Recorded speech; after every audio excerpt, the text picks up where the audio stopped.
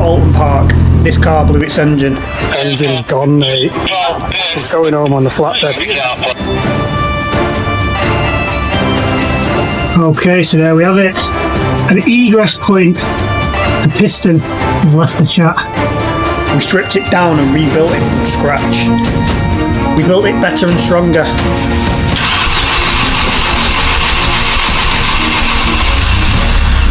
Took it back to Oulton Park. It wasn't ready. That noise there. It's like it's struggling. And then Cadwell happened.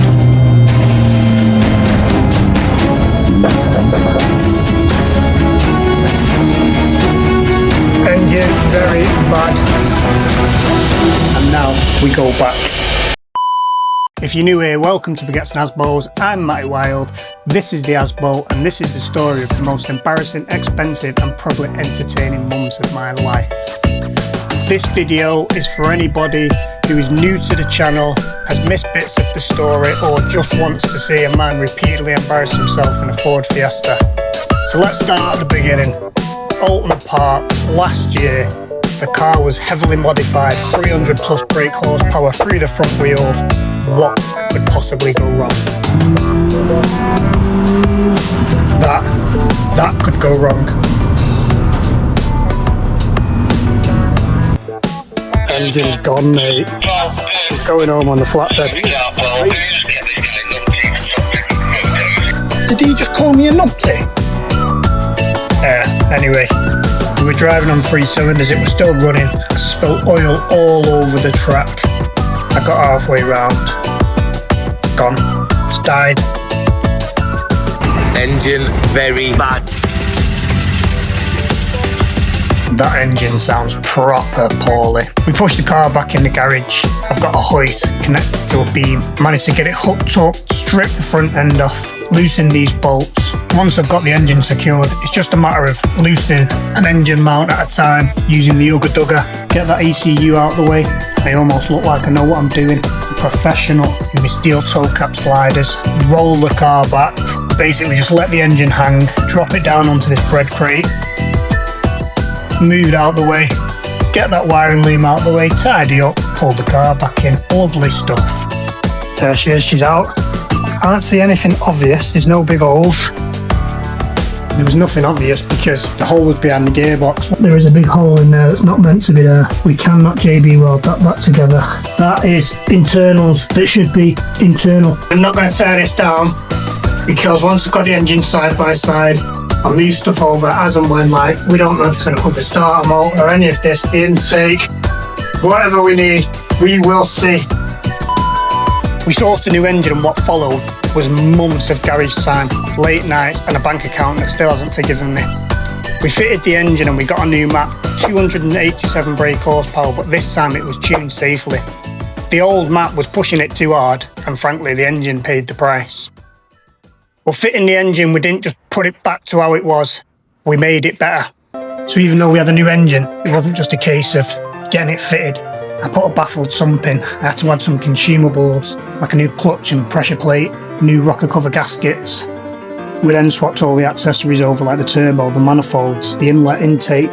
We took all the best bits from both engines to build up a good one. Then it was just a case of torquing everything up, making sure everything was perfect.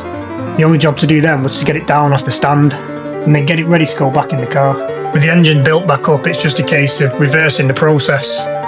Back on the hoist, lift it up, roll the car in, gearbox mount after gearbox mount until it's all nice and secure.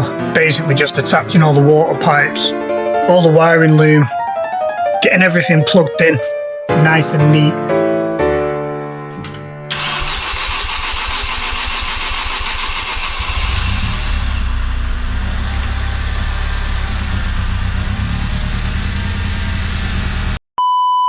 On paper, this car should be significantly quicker than it's ever been, and we're about to find out if that was actually true.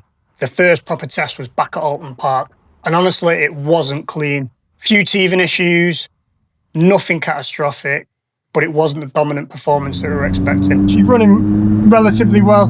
Keep getting this little judder as I start accelerating, but nothing to worry about. They have stiffened up the exhaust. That's like this guy past. Check this out. Proper baguette. That noise there. It's like it's struggling. But then again, I was in fourth then.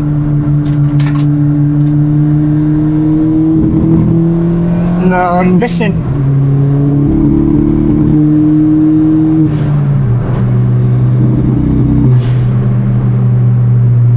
Definitely missing there.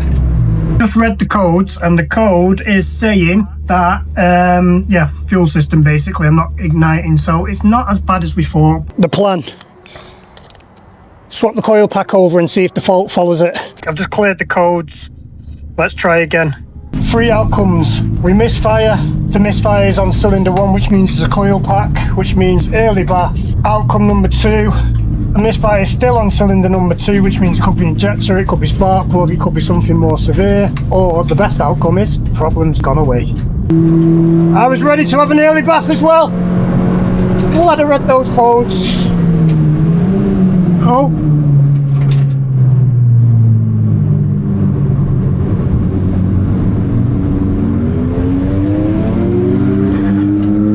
Down, start straight, into the bus stop, dip your left wheel, turning tight to the cone, flat out, use all the track. Okay, this is flat out, over the crest, on the brakes, middle of the track. There's a little bit of camber in the middle of the track. On the power, use all the track on the way out.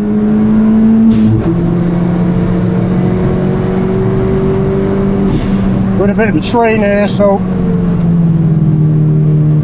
just light dab of the brakes, turning, on the power. You have to be careful.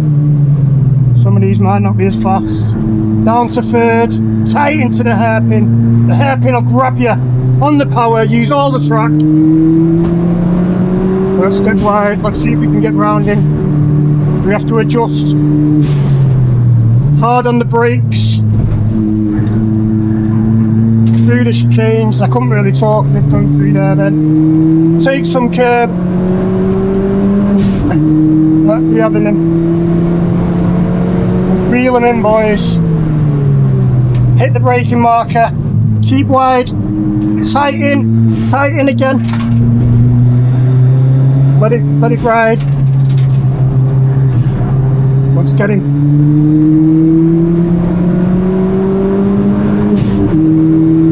Aim for the big tree.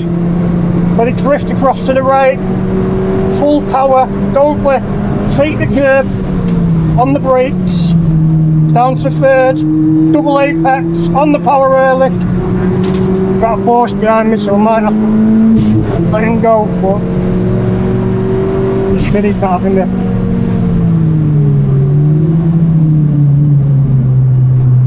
Getting tight on the corner, use all the track, get on the power, work the diff, take the Mini, let the Porsche pass.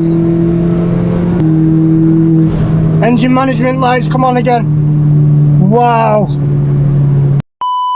The car felt better, the diff was transforming corners, but we needed more time, more miles, more understanding, so we booked Cadwell.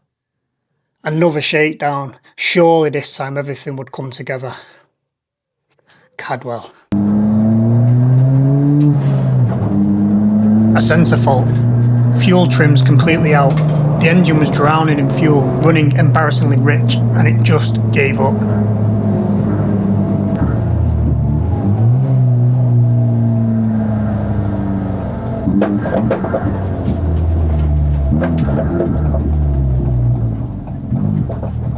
And there it was, the ASBO on the flatbed again.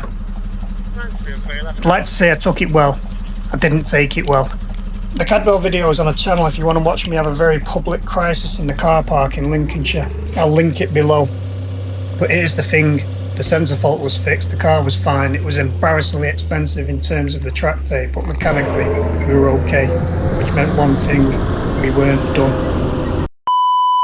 So here's where we're at right now. The car's the most sorted it's ever been. It's on the BC Racing coilovers, gripper diff, 287 brake horsepower on a reliable map, AR1s. We've even had a camera upgrade. We've got a GoPro 10 on the towing eye at the front, a GoPro 12 on the roll cage behind, which are both controlled with a GoPro remote.